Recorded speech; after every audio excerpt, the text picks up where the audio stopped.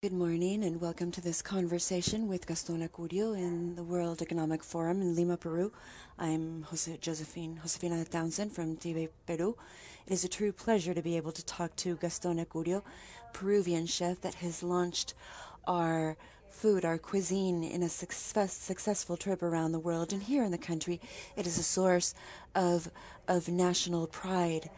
And aside from this, with Gaston, our gastronomy cuisine has more presence in this struggle to have a society that becomes, or a fairer society. Thank you very much for being here. Gaston, a moment ago you mentioned that your first restaurant, Amsterdam Gaston, was founded in 1994 and it opened its doors on July 14th.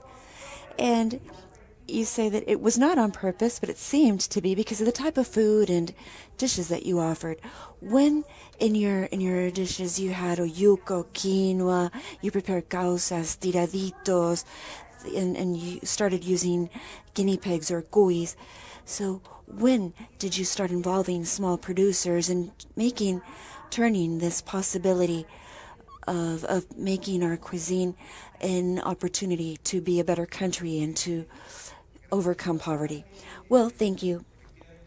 Indeed, on July 14th, which seemed to be a strategy or something that I did deliberately by trying to inaugurate a restaurant on the day of France in Lima, Peru, which is absolutely absurd, but at that time, they were the canons of aesthetics, beauty, of what is valuable, not only in Peru, but also in Latin America, in the United States, in Germany.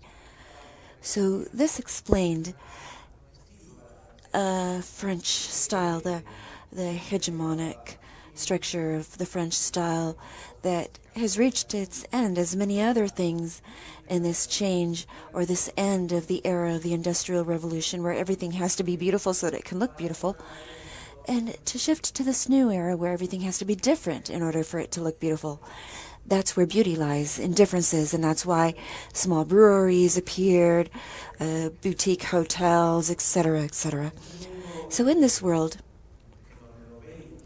where what is beautiful is what is different, Peru suddenly emerges, Peru appears. And that's why sometimes I say that the hour of Latin America has still not arrived. It has come back. It has returned. We have to understand the historical process to reach this point and understand why cuisine is part of this process. And that will lead us to a Latin America that is once again in the middle of everything. For example, in Peru of today, in the taxi, the police, people, because of their culture, this is a recent recovery. It's an emotional emancipation. Yes, it's recent. Because for 6,500 years this was normal. Many interesting and good things were done, creative, innovative things. Over 70% of what we eat in the world, things that our engineers back then designed and turned into products that then became universal: potatoes, tomatoes, bell peppers, chocolate, peanuts. And our architects also developed a spectacular architecture of ultra state-of-the-art, ultra-modern. But Machu Picchu is still there. It's still as beautiful as it was, as logical and coherent as it was. Then we had very bad 500 years in economic, social, cultural terms, because it's a colony, and fundamentally an emotional colonization. With the Republic, we had independence, political independence, but our mindset was incapable of releasing itself from colonization. That's why I say that the hour of Latin America, the time of Latin America has returned. And that's how we somehow understand this as chefs, and where we have two fundamental ingredients that have to be part of, I think, any company that wants to sell, exist, or create, which is creativity with a commitment. Creativity that meets the people's need for differences, to include new things. And the commitment is that people are no longer purchasing products because they like them, but because they know where they come from, how they benefit society, how they're produced, etc. So, in this sense, in cuisine, we've developed a strategy that started at that point, indeed, as a trip of Peruvian cuisine around the world that seems to be long and important, but that is actually just starting. And that today has led us to start a new phase that implies a very complex phase and series of levels of tiers that go into all the different levels of gastronomy to be able to, as soon as possible, reach the market value that Italian cuisine has, which is $400 million. Peruvian is still at 15 million, so we still have a long way to go, but we trust that the youngsters that are now involved in Peruvian cuisine are going to write that history.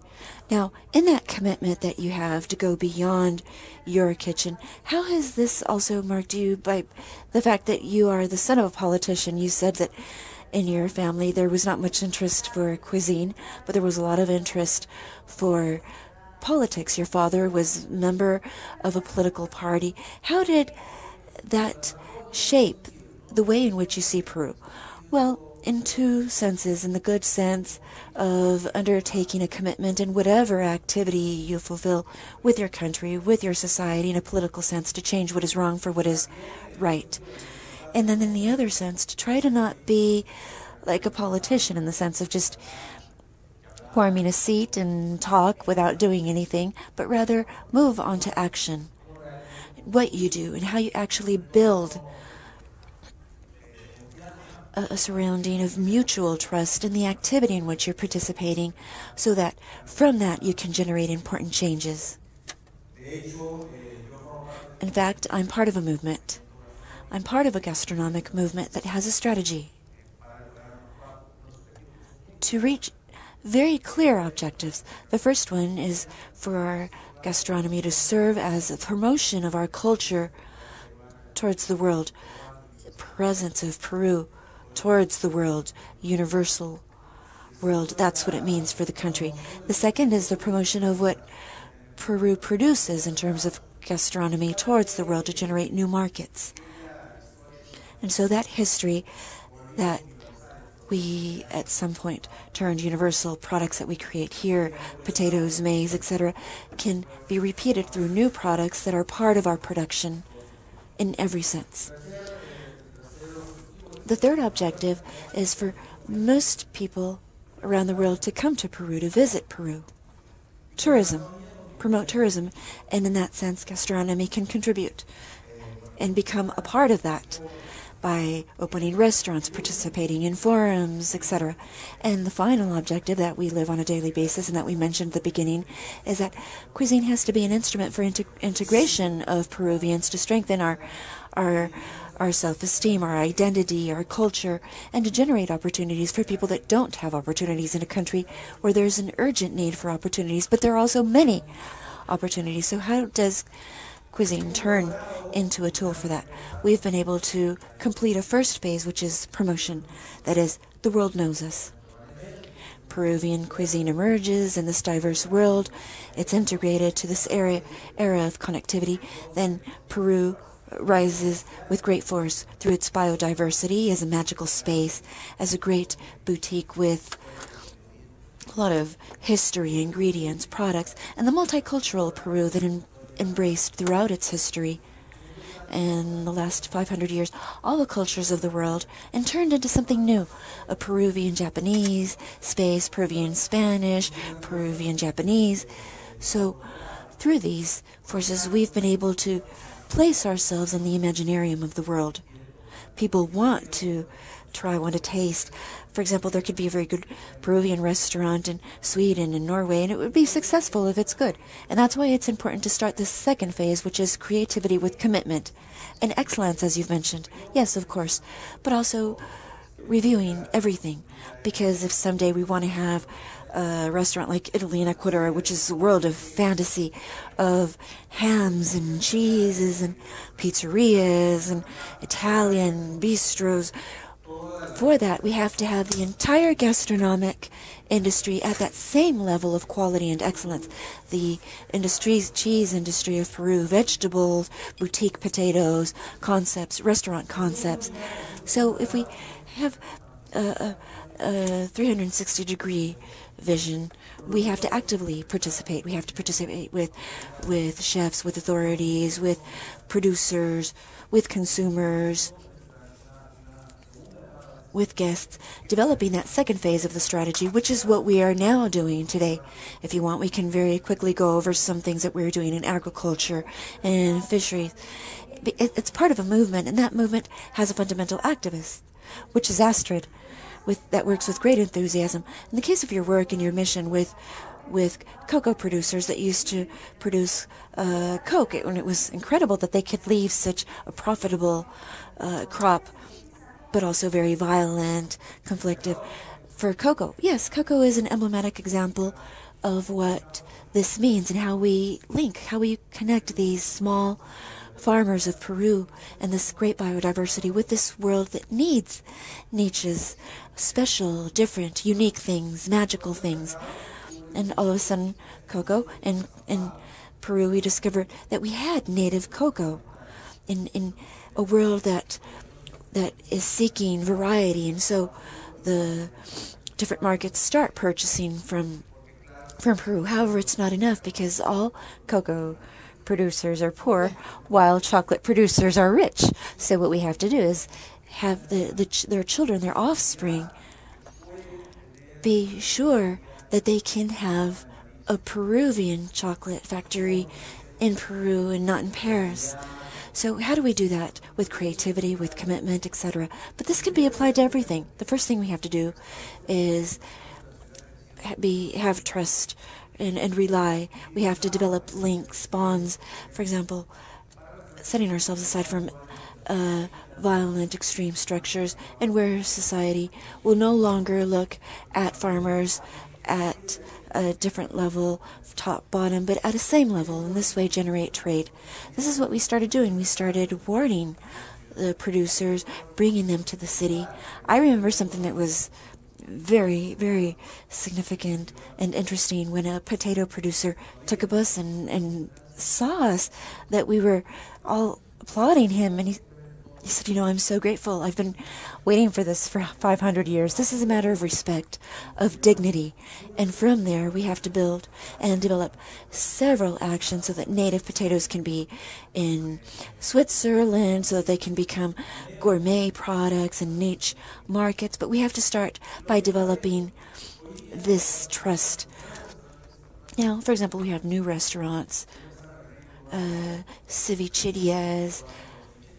We have these specialty restaurants, for example, Seabass cevicheria of Juan Perez that was caught yesterday at such beach.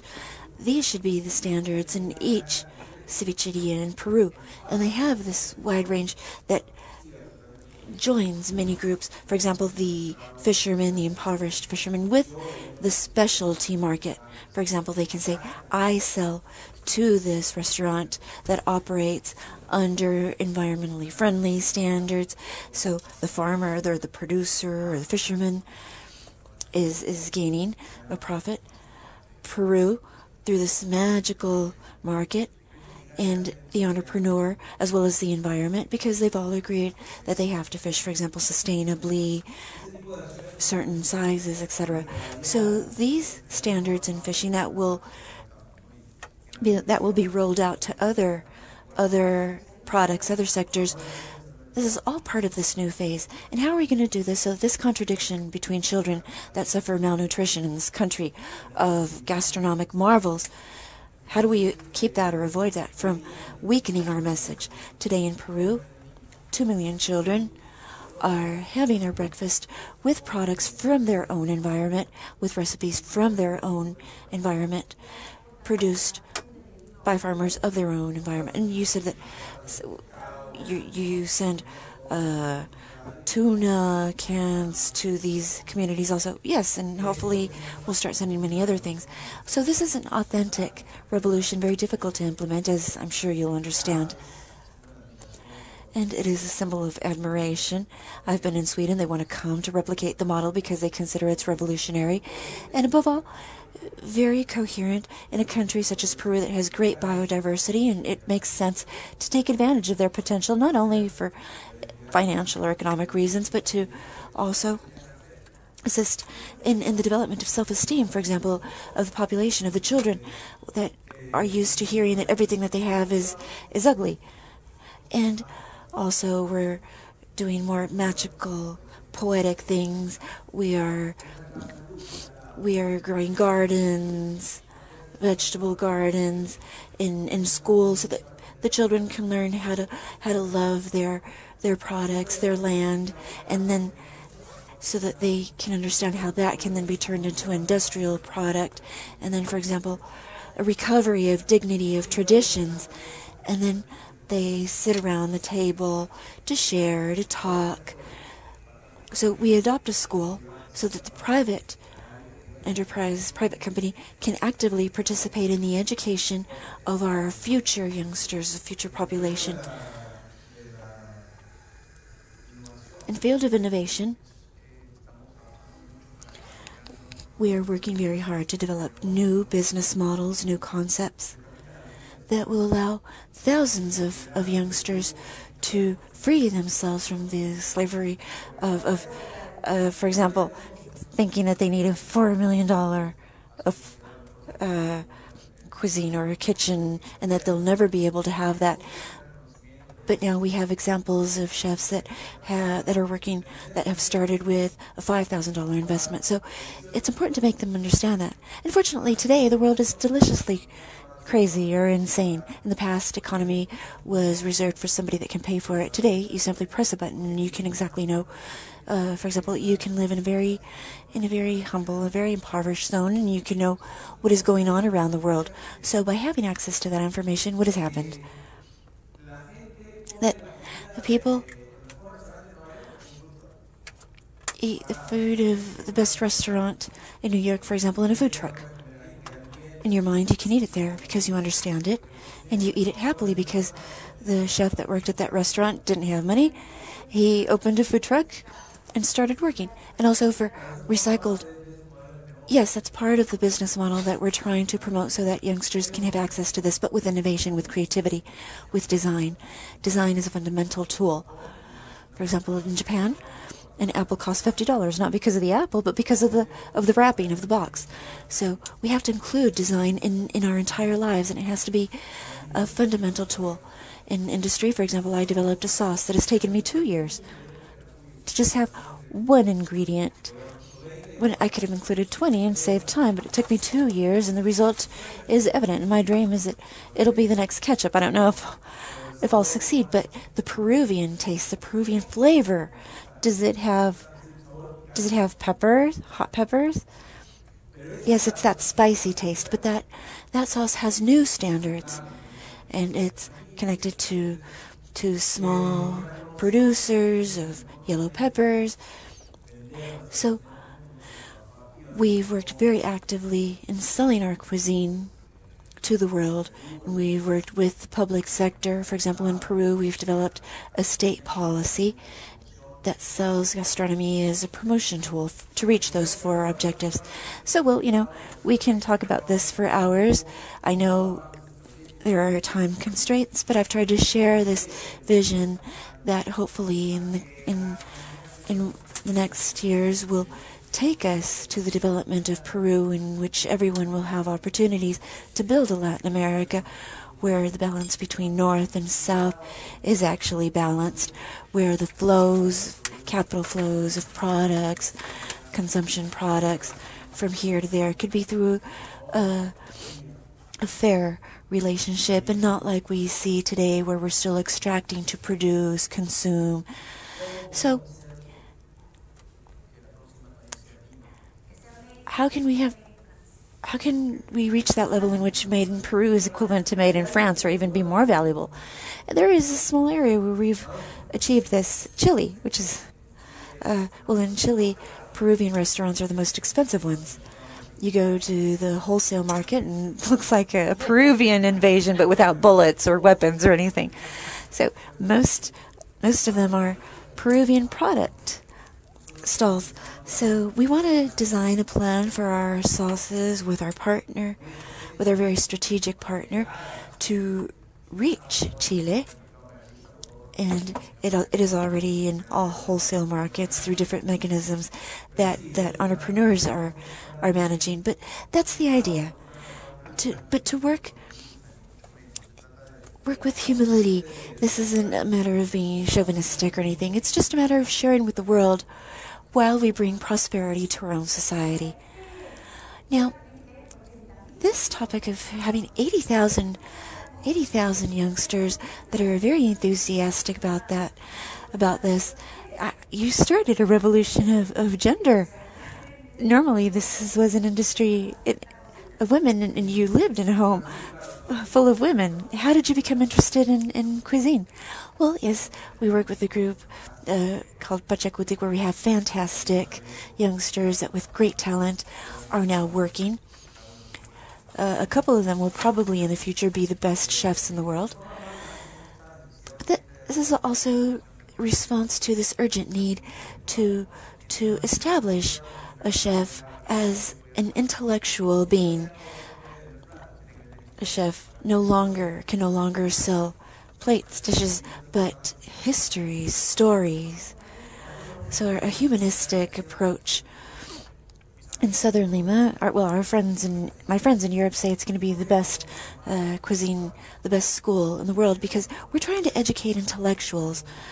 They are going to learn anthropology, sociology, so they can understand their surrounding biology, so that they can understand the products, ingredients, agriculture, so that they can learn how to understand the cosmovision, physics, chemistry, so that they can understand processes, modern arts, music, so that they can capture beauty, rhythm, include rhythm in what they do. In everything that is necessary, so that this person can be educated and then cook stories, seductive, provocative stories that can generate change.